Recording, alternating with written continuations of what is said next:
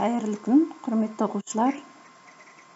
Қазір бізде әдебиеттік оқу пәні жанды табиғат бөлімі 8-ші сабақ.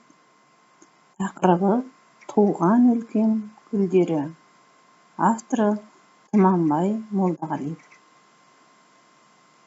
Туған өлкем гүлдері өлеңмен таныспас бұрын мына бір видеоны тамашалап алайық. Дана, мұнда қара. Ай мектеп сайтында өлең құрастыруға арналған жаттығулар бар екен. Кел, бірге орындайық. Алан аға, мен өлеңді қалай жазу керектігін білмеймін ғой. Сондықтан бұл маған қиын. Дана, өлең құрастыру қиын емес. Өлең дегеніміз белгілі буын өлшемі бар. Ырғаққа, ұйқасқа құрылған шығарма. Қазақ өлеңінің әрбір жолы көбінесе 7-8 немесе 10-11 буынды болып келеді. Өлең жолдарының соңғы сөздері дыбыстық ұйқасқа құрылады. Мұндағы тапсырмаларды орындай отырып, өлең жазудың техникасын үйренеміз. Жарай, көрейік. Бірінші ойынның шарты былай. Берілген көрініске және ұсынылған ұйқас сөздерге қарап, бір шумақ өлең құрастыруымыз керек. Ұйқас өлең жолының соңында тұрады. Оған қосымша жалғап, не орнын ауыстырып өзгертуге болмайды деп ескертіпті. Балдырған, қалдырған. Болдың ба? Оқышы. 2 жол ғана жаздым. Болат деген балдырған, ойын шығын құмда қалдырған. О, жаман емес. Түбінде ақын болатын түрің бар. Сіз қалай құрастырдыңыз? Кіп-кішкене балдырған, мейіріңді қандырған. Есі кетіп күшікке, ойыншықты ұмыт қалдырған. Сіз нағыз ақындарша жазады екенсіз ғой. Біз сабақта мұндай жаттығуларды жиі орындаймыз. Келесі көріністі қарайық. Көрікті, өріпті. Болдым. Қуыршақтың көрікті, шашын тарап өріпті. Сіз не жаздыңыз? Қуыршақты әсел көріпті, шашын талдап өріпті. Болды қуыршақ әпсәтте, сондай әсем көрікті. Түсіндім. Сіз ұйқасатын 3-ші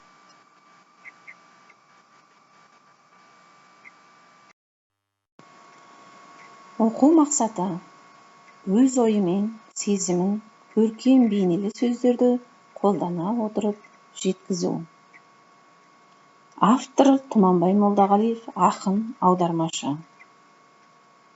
Тұманбай Молдағалиев 1935 жылы Алматы облысы Еңбекші Қазақ ауданы Жерсу ауылында өмірге келген. Балаларға арналған жаңа дәптер және тағы басқа өлеңдердің жинақтары бар. Халық арасында кең тараған құстар қайтып барады. Шақырады көктем деген әсем әндердің сөзін жазған екен. Құрметті оқушылар, жұмбаққа назар аударамыз. Жұмбақтың шешуін тауып көрейік. Көркемдігі көздің жауын алады. Кейде тіпті үзуге де қимаймын. Мейрамдарда ұстазым анама асқан ыстық сезіммен сыйлайын. Ойланайық.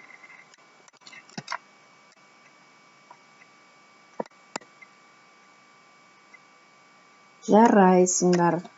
Жұмбақтың шешуі гүл екен. Олай болса, гүлдер өлеңмен танысайық.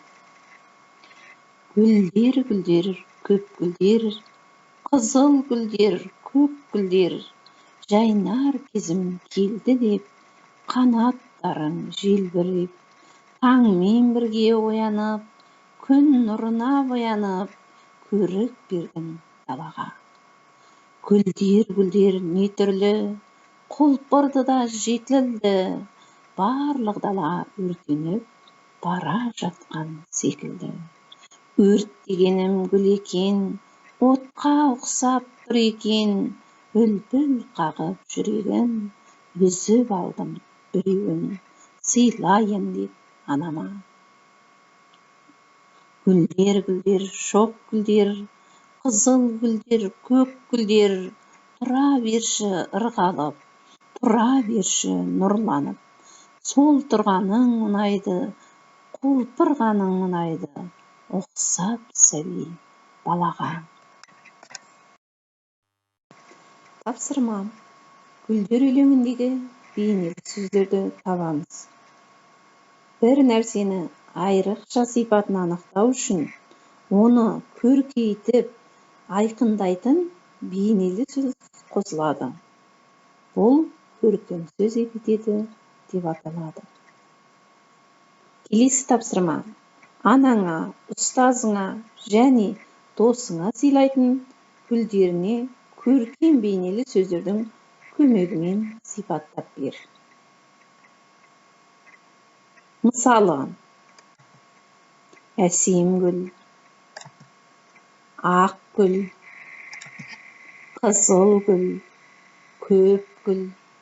Осылай сипаттай береміз. Олай болса, сабағымызды қорытындылаймыз.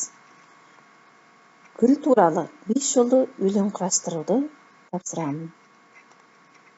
Бірінші жол тек бір сөзбен берілген зат есім. Бұл жерде гүлдің аты болуы мүмкін. Екінші жолы тақырыпты 2 сөзбен сипаттау, сын есім. Қандай гүл? Әсем гүл, ақ гүл, көк гүл деген сияқты. Үшінші жол тақырыпқа қатысты 3 қимыл атауын жазу. Гүлдер не істейді? Тербеледі, жайқалады, ырғалады деген сияқты. Төртінші жол сезімді білдіретін 4 сөзден құратын бір сөйлем. Яғни сен гүлдерді көрген кезде қандай сезімде боласың? Қуанышыңды қалай жеткізесің? Сол 4 сөзбен тұратын бір сөйлем жазасың. Бесінші жол тақырыппен мәндес бір сөз, яғни синоним. Сол жазған өлеңнің мазмұнына сай етіп сурет саласың. Үй жұмысы, өлеңді мәнерлеп оқу. Сабағымыз аяқталды. Сау болыңдар.